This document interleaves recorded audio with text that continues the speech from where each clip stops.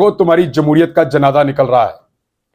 दरवाजा खोलो, देखो तुम्हारी जमहूरियत का जनाजा निकल रहा है। वो एक मुजाहिद जो अपनी आजादी के लिए, अपने हुकूक के लिए, अपने लोगों के लिए आवाज उठा रहा है, वो लगभग 30 साल से ज्यादा हो गए हैं। वर्ल्ड रिकॉर्ड मुलाकातों का नवाज शरीफ के पास है। Guinness book of world record में आप देंगे, मैं आपको यकीन दिलाता हूं कि रिकॉर्ड लग जाएगा। मुलाकातों का Guinness book of world record में नवाज शरीफ के पास रिकॉर्ड है। जेल में मुलाकात, जेल में हमने निकाली थी, एवरेज 20 के करीब मुलाकातें रोज की निकल रही थी। हालांकि कुछ दिन छुट्टी भी होती है, मुलाकातें नहीं हो सकती बीच में, लेकिन नवाज शरीफ साहब का जो है वो रिकॉर्ड है मुलाकातों का। तबाही मुलाकातें मियां साहब ने फरमाई हैं जेल के अंदर। सहाफी हमारे साथ मौजूद हैं दोस्त, वो कहते हैं 14-15 बंदों का एक पूरा वो बनता था ऐसे दायरा, कुर्सियां लगती थी, मियां साहब तय करते थे, लिस्ट आती थी कि इसको बुला लो, इसको बुला लो, इसको। जिस बंदे ने लिस्टों पे गुड लगाए हों और क्रॉस लगाए हों, उसको क्या पता आर्टिकल कैसे लिखते हैं। इनकी टोटल कारकर्दगी जेल के अंदर जो लिस्ट बाहर से आती थी लिख के उर्दू जुबान में, उसके ऊपर क्रॉस या गुड लगाने की है। वो कहां से आर्टिकल पढ़ नहीं सके, ये कभी तो लिखेंगे ये आर्टिकल। दूसरा, शहबाज शरीफ साहब का मैंने अपनी आंखों से देखा, दोपहर का खाना नीचे लिखा हुआ जनाब मुझे ये चाहिए, ये चाहिए, ये चाहिए, ये चाहिए, ये चाहिए। सेहतमंद आदमी इतना नहीं खाता। मैंने इस पे वीलॉग किया था उस दौर में, इनकी अपनी राइटिंग का मैंने देखा था। सेहतमंद बंदा इतना खाना नहीं खाता जो रायवंड में बना के इनकी लिस्ट जाती थी, इनके मुलाजिम लेके जाते। नाश्ते के टाइम जब आप खाना खा लें ना घर में, आपको कोई पूछे आपने दोपहर में क्या खाना, तो आप कहते हैं दोपहर में पूछी, पेट भरा हो तो बंदे को याद ही नहीं होता कि क्या खाना है। वो नाश्ते के टाइम जो लिस्ट बनाते थे ना दोपहर के और रात के खाने की, वो मैंने देखी है। अब खानों की लिस्टें बनाने वाले, मुलाकातों की लिस्टें फाइनल करने वाले जब ये देखें कि उनका मुखालिफ आर्टिकल लिख रहा है, भाई गश तो पढ़ेंगे आर्टिकल। एक आर्टिकल के तौर पे वो छपा है। इकोनॉमिस्ट ने भी मजाक ही बना दिया मुर्तजा सोलंकी साहब का, वो भी उसको मिनट बाद दोबारा पोस्ट कर रहे हैं।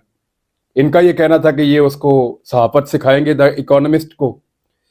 कई दफा सरकारी ओहदे लेने वाला सहाफी इकोनॉमिस्ट को बताएगा जाके कि सहाफत कैसे करनी है, तो फिर तो मेरे ख्याल में पूरी दुनिया में सहाफत की सबसे बड़ी यूनिवर्सिटी जो है वो पाकिस्तान में खोल के मुर्तजा सोलंकी को उसका वीसी बना देना चाहिए। इसके अलावा तो और कोई हल नहीं है। पहले इन्होंने इंडिया के साहिलों पे हमारा नाम रोशन किया जाके, जब बिलावल भुट्टो के साथ गए थे। गरीब मुल्क है, लेकिन जैसे ये लोग ट्रेवल करते हैं, हमारे दोस्तों का जो ट्रेवलिंग का हिस्ट्री है ना, सिर्फ आप वो देख लें। एक मखसूस टोला है सहाफियों का जो सियासतदानों के साथ ट्रेवल करता है। 5-5 दर्जन मरतबा उनके लाइफ टाइम में ट्रिप है। 5 दर्जन का मतलब है 50 से ज्यादा लाइफ टाइम में उनके ट्रिप्स की तादाद है ये।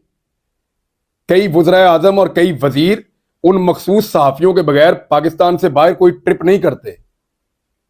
वो जाते हैं, सरकारी खर्चे पर रहते हैं, इंजॉय करते हैं, फिर वापस आते हैं। तो ये इस तरह के सहाफी जब सरकारी ओहदे लेंगे और फिर ये बताएंगे कि सहाफत क्या होती है, तो सहाफत का फिटे मुंह ये पाकिस्तान में ही कर सकते हैं। द इकोनॉमिस्ट का ये कुछ नहीं बिगाड़ सकते। अब वो चिढ़ा रहा है हर थोड़ी देर बाद, जलजला आता है ना बड़ा, फिर आफ्टर शॉक्स 1 2 3 4, ये सोलंकी साहब के लिए आफ्टर शॉक्स आ रहे हैं। और जब तक इनको चाहिए माफी मांग लें इकोनॉमिस्ट से और उनको ये कहें कि मैं गलती से अपने आप को सहाफी समझ बैठा था, मैं माफी चाहता हूं, आप ठीक कर रहे हैं, शायद इनको माफी मिल जाए, वरना वो छेड़ेंगे, अब इनको चिढ़ाएंगे। एक तो ये।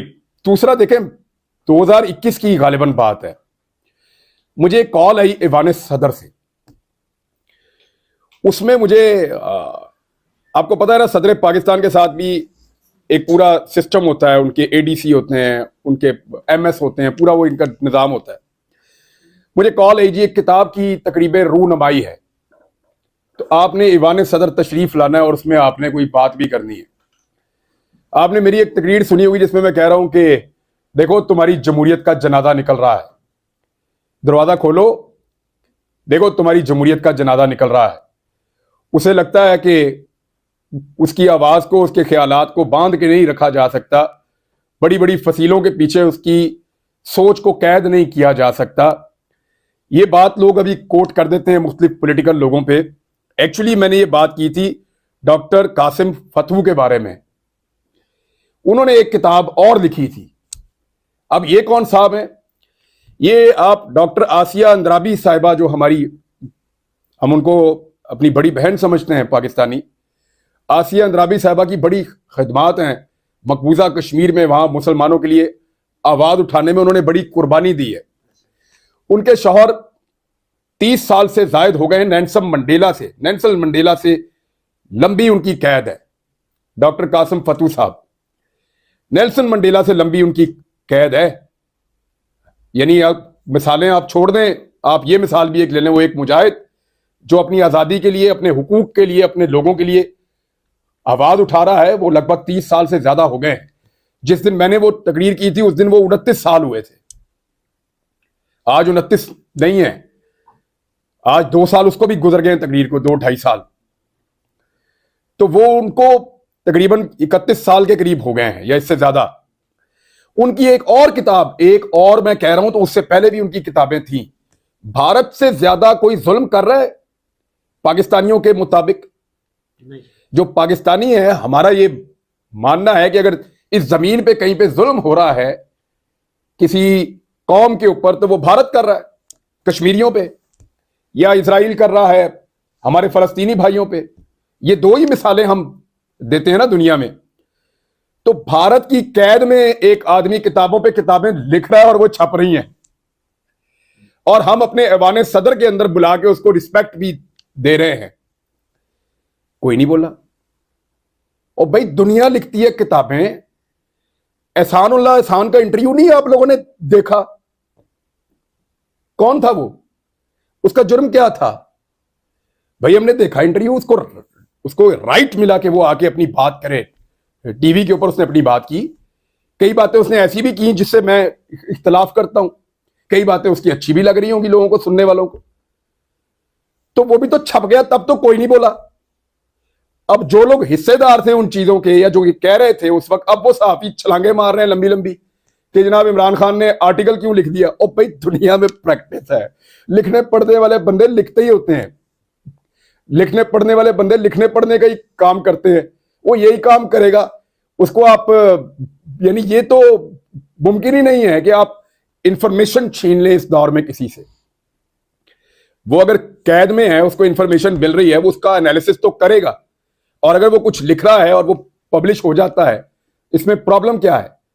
क्या भुट्टो साहब की किताबें नहीं आप पढ़ते? या और मौलाना मौदूदी साहब ने जो कुरान पाक की तफसीर लिखी, उसका एक मेरे पास एक कुछ जिल्दें मेरे पास हैं। उसमें शुरू में उन्होंने कुछ लिखा। उन्होंने कहा कि मेरा ये काम बार बार रुक जाता था, तो इस मर्तबा मैं लंबा गिरफ्तार हुआ हूं। तो मैं अब यहां पे अपने इस नेक काम को बड़ी तवज्जो के साथ और गौर के साथ अब इसको कर पाऊंगा। फिर उन्होंने शुक्रिया भी अदा किया, कुछ जो मावन थे, मदद कर रहे थे लोग। मैंने वो तहरीर कहीं पढ़ी तफसीर पढ़ने से पहले।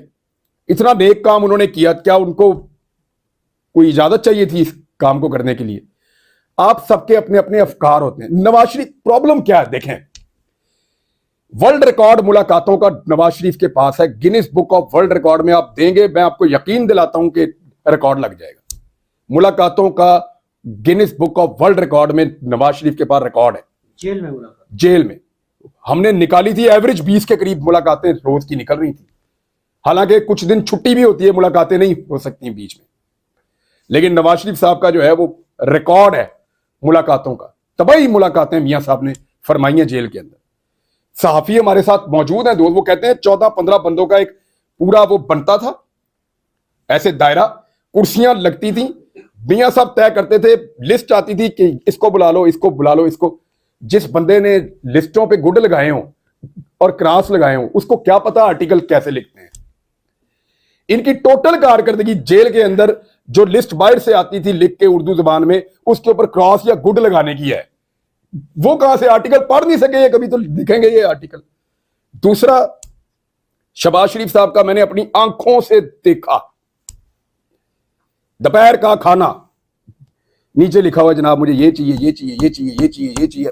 सेहतमंद आदमी इतना नहीं खाता। मैंने इस पे वीलॉग किया था उस दौर में, इनकी अपनी राइटिंग का मैंने देखा था। सेहतमंद बंदा इतना खाना नहीं खाता जो रायवण में बना के इनकी लिस्ट जाती थी, इनके मुलाजिम लेके जाते। नाश्ते के टाइम जब आप खाना खा लें ना घर में, आपको कोई पूछे आपने दोपहर में क्या खाना, तो आप कहते हैं दोपहर में पूछी, पेट भराओ तो बंदे को याद ही नहीं होता कि क्या खाना है। वो नाश्ते के टाइम जो लिस्ट बनाते थे ना दोपहर के और रात के खाने की, वो मैंने देखी है। अब खानों की लिस्टें बनाने वाले, मुलाकातों की लिस्टें फाइनल करने वाले जब ये देखें कि उनका मुखालिफ आर्टिकल लिख रहा है, भाई गश तो पड़ेंगे। अब मामला ये है कि हमारे वो सारे दोस्त जो बहुत परेशान हैं, मैं उनसे हमदर्दी कर सकता हूं क्योंकि लीडर के नाम पे उनको एक ऐसी आइटम मिली है जो आर्टिकल नहीं लिख सकती, बल्कि अगर वो खुद लिख दें तो वो उसको पढ़ नहीं सकती। ये हालात है।